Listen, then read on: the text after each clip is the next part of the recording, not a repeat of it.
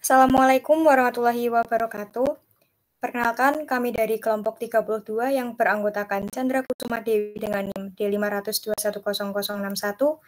lalu Salsabila Reda Zahra dengan NIM D502100091, dan yang terakhir ada Anggita Violina Citradini dengan NIM D502100102.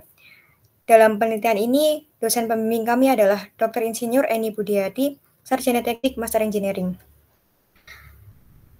Proposal penelitian kami berjudul Pembuatan Biofoam berbahan dasar pati biji alami dengan bahan pengisi salam menggunakan metode thermopressing. Lalu, apa yang menjadi latar belakang dari penelitian kami? Yang pertama adalah kemajuan era globalisasi yang semakin maju yang membuat penggunaan kemasan instan semakin meningkat. Salah satu contoh kemasan instan adalah plastik dan juga styrofoam. Plastik dan juga styrofoam itu sendiri terbuat dari minyak bumi. Minyak bumi itu sendiri didapatkan dengan penambangan, di mana penambangan tersebut bisa menjadi salah satu faktor yang menyebabkan kerusakan lingkungan. Plastik dan styrofoam itu sendiri merupakan bahan yang sulit terurai, memerlukan waktu yang bertahun-tahun bahkan beratus tahun untuk dapat terurai. Maka dari itu kami akan melakukan sebuah penelitian apakah biofoam yang berbahan dasar dari pati dan juga serat alami dapat mengganti.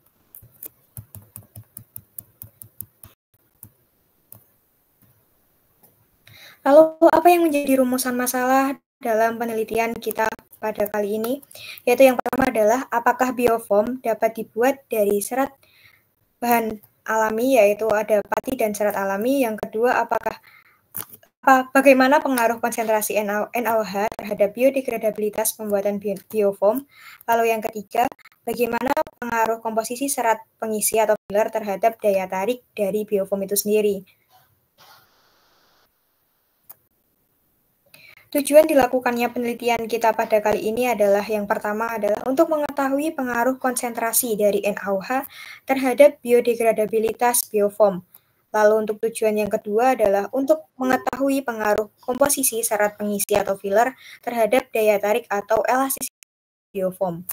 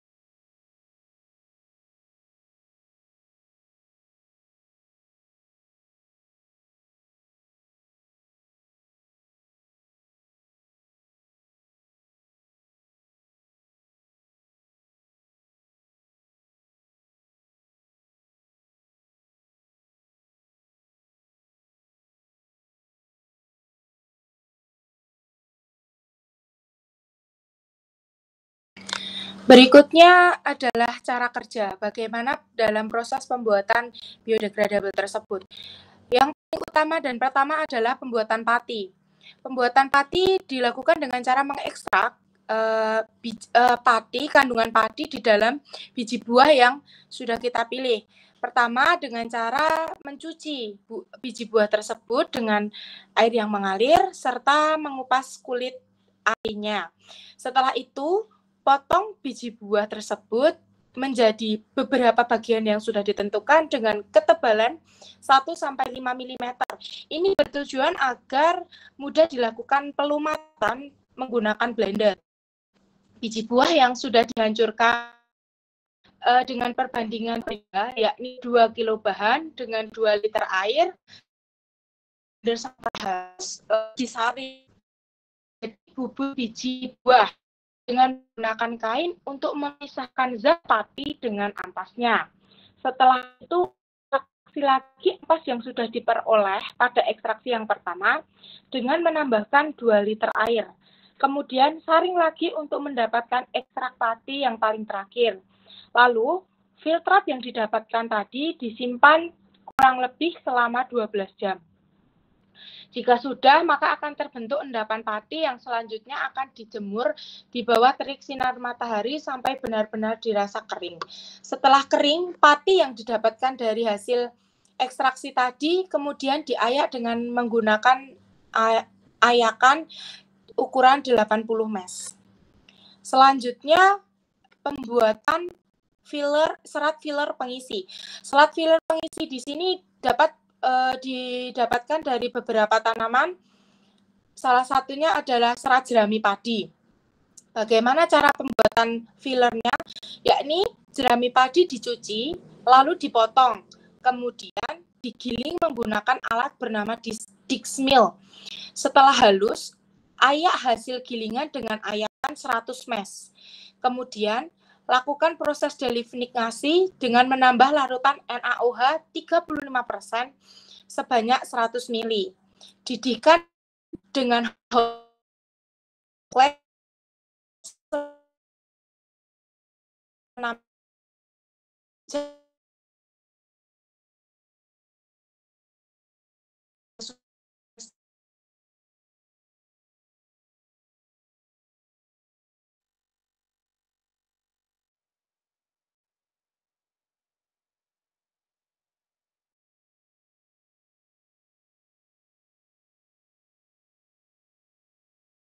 di bleach lalu uji pH-nya sampai netral. Jika sudah netral, keringkan serat tersebut di bawah sinar matahari hingga beratnya konstan. Setelah beratnya konstan, simpan hasil ke dalam Ziploc bag. Yang terakhir, masuk ke dalam pembuatan biofoam. Proses pembuatan biofoam diawali dengan mencampurkan bahan yang sudah dibuat sebelumnya di dalam glass beaker, yakni tepung pati yang dihasilkan dan serat filler pengisi. Lalu ditambahkan dengan PVOH dan ditimbang sesuai perbandingannya. Setelah dicampurkan, tambahkan Aquadex sebanyak 1 ml di atas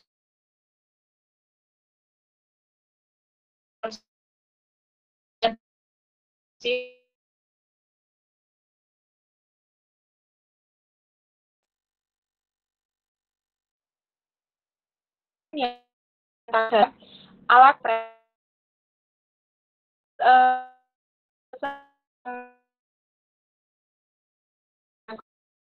dengan variasi suhu 125 derajat Celcius, 150 derajat Celcius, dan 175 derajat Celcius. Jika sudah dirasa ada 5 menit, buka dan hasil biofoamnya akan terbentuk. Selanjutnya, ada pengujian produk. Ada beberapa yang harus diuji pada produk hasil kita, yakni uji FTIR atau Fourier Transform Infrared adalah suatu metode spektroskopi yang memanfaatkan cahaya infrared, di mana cahaya tersebut bertugas untuk mengidentifikasi material atau bahan perusak yang ikut terbawa dari proses sebelumnya. Selanjutnya, uji densitas. Uji densitas adalah pengukuran massa benda per satuan volume. Pengukuran dilakukan dengan alat ASTM D792-08. Selanjutnya, uji daya serap. Uji daya serap ini dilakukan dengan cara memotong sampel dengan ukuran 2,5 kali 5 cm kuadrat lalu ditimbang. Selanjutnya, rendam sampel tersebut ke dalam air selama kurang lebih 1 menit, lalu keringkan sisa air di permukaan sampel dengan lap bersih, lalu ditimbang. Hitung pertambahan berat sampel. Selanjutnya, uji DSC. Uji DSC atau Differential Scanning Calorimetry adalah uji yang dilakukan terhadap sampel bioform untuk mengetahui titik lebur dan titik transisi gelas yang dapat dilihat dari grafik yang terjadi atas hubungan suhu pada sumbu X terhadap kalor yang diberikan per satuan menit pada suhu Y. Pada sumbu Y. Selanjutnya, uji kuat tekan. Pengukuran ini bertujuan untuk menentukan besarnya gaya tekan yang diterima atau diperlakukan terhadap sampel. Yang terakhir adalah uji biodegradasi. Uji biodegradasi ini sangat diperlukan karena sesuai dengan tujuan awal kita bahwa kita akan menggantikan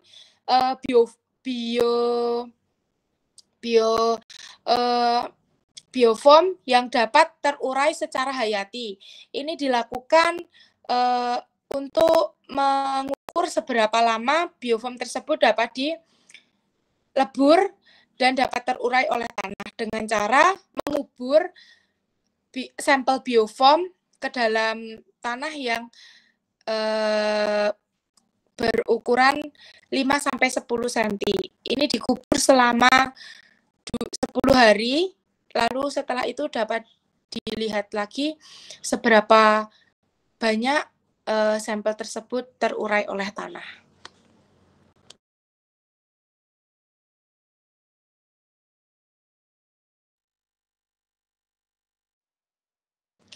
Berikut merupakan lampiran jadwal penelitian kelompok kami, yaitu bulan pertama, minggu pertama, itu ada persiapan bahan baku. Bulan pertama, minggu pertama juga ada pengecekan alat laboratorium.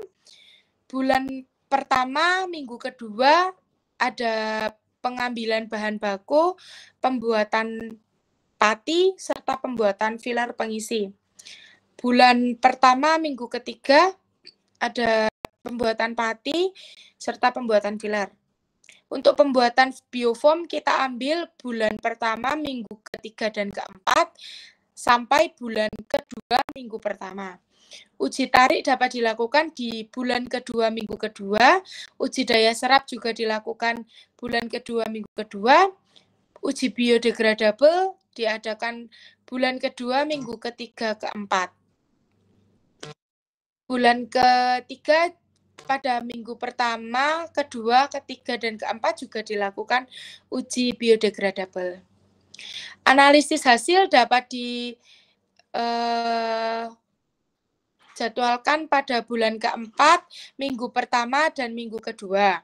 Serta pembuatan laporan dijadwalkan pada bulan keempat, minggu ketiga, dan minggu terakhir.